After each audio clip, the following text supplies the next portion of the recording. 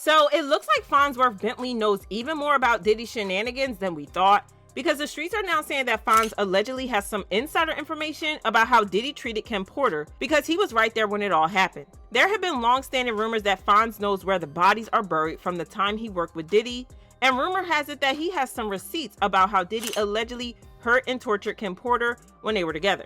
Y'all, this is about to be a very messy situation, so let's break this down. It's not surprising that Fonzworth would have seen firsthand what Diddy was doing to Kim Porter because, according to Cassie, Diddy never even tried to hide his mistreatment from the people around him. His staff, other celebs, and pretty much everyone who was around him knew what he was doing. And according to Dawn Richards, this was exactly the same case with Kim Porter as well, because she claimed that she once saw Diddy putting paws on Kim and roughing her up. Dawn wrote, on one occasion in or around 2005, during the first season of Making the Band 3, Miss Richard observed Mr. Combs' ex-partner and the mother of 3 of his children, Kim Porter, leaving Mr. Combs' recording studio in tears with visible facial injuries, including a lacerated lip. Realizing that Mr. Combs was capable of committing acts of violence against women caused Miss Richard to feel deep apprehension and fear that Mr. Combs could one day physically harm her. And considering how closely Fonzworth worked with Diddy, it's not surprising that he would have seen something. Fonzworth Bentley first appeared on everyone's radar in the early 2000s when he started hanging out with Diddy and serving as his assistant. And let me tell y'all, he had the girlies in a twist. Baby, that man was fine, and the fact that he could dress just made him even more attractive. Diddy had brought him on as a sort of assistant and stylist. See, back then, Diddy was desperately trying to rebrand himself and clean up his image. He'd just been acquitted of charges after that infamous nightclub shooting with Jennifer Lopez by his side, and his artist Shine in the mix. Shine ended up with a 10-year sentence for his part, and even though people thought Diddy might see some jail time, he managed to wiggle his way out of it. He beat the charges and kept it moving. But even with that, Diddy was still catching heat from the case, getting dragged left and right in the media, especially when people found out that he allegedly set Shine up to take the fall for him while he got off scot-free and an innocent man went to prison.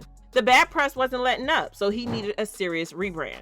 And that's where Fonzworth Bentley came in. He stepped in to help Diddy level up his style, and before long, Diddy was looking sharp and dapper. It was around this time that Diddy switched his name from Puff Daddy to P. Diddy, and it explains why his enemies or ops still love calling him Puffy just to push his buttons, especially 50 Cent, who's made a whole hobby out of trolling Diddy. Anywho, Fonzworth really worked his magic, and I know y'all remember that iconic picture of him walking around with an umbrella for Diddy because it still goes hard today. Thanks to Fonzworth, Diddy's rebrand slowly started working, and people eventually began to forget the mess that made him need the image overhaul in the first place. One thing about my man Fonzworth is that he was sharp and he knew how to make the most of the opportunity to work with a big name like Diddy. He watched closely, soaking in how Diddy moved through the industry, and you could tell he was using that knowledge to push his own ambitions forward. He got so tight with Diddy and his crew that they even gave him the nickname Fonzworth Bentley because his real name is actually Derek Watkins. Gene Deal, one of Diddy's former bodyguards, even spilled the tea on how that nickname came about, and here's what he had to say. So Tony De Niro was like, yo, we gotta think of a name for you, man. And if you're gonna be his personal assistant and slash butler slash umbrella carrier, whatever you gonna do, you understand? We gotta think of a name for you. We're gonna try to make you like Bentley or either Fonsworth or either Bentley.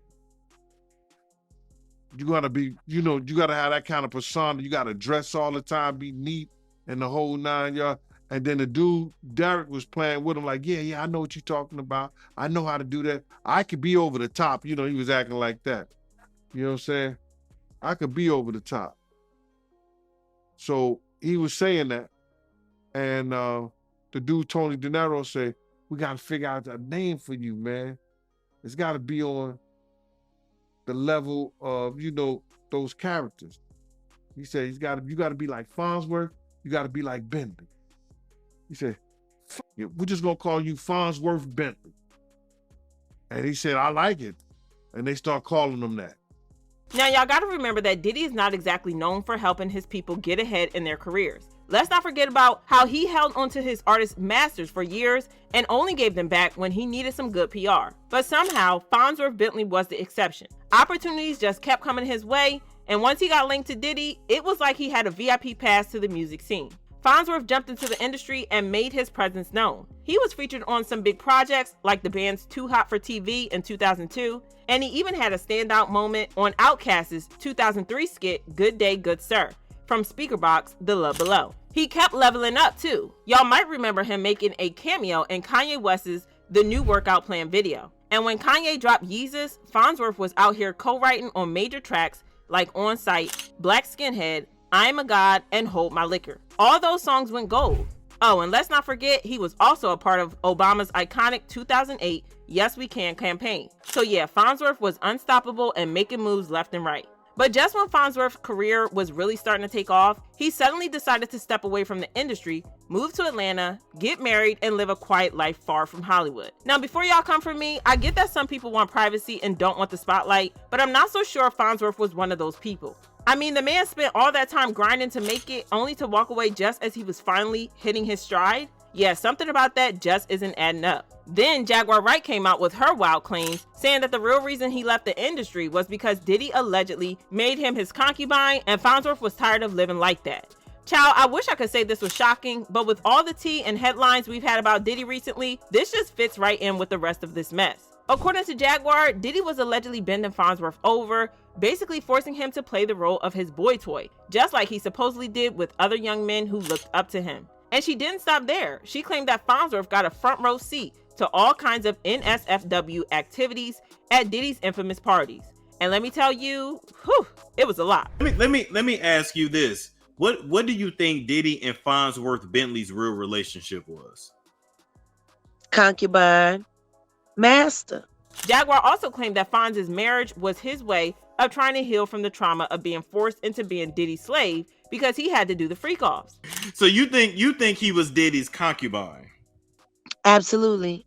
He was too complicit and he was too compliant and he just disappeared. He disappeared faster than Mace did.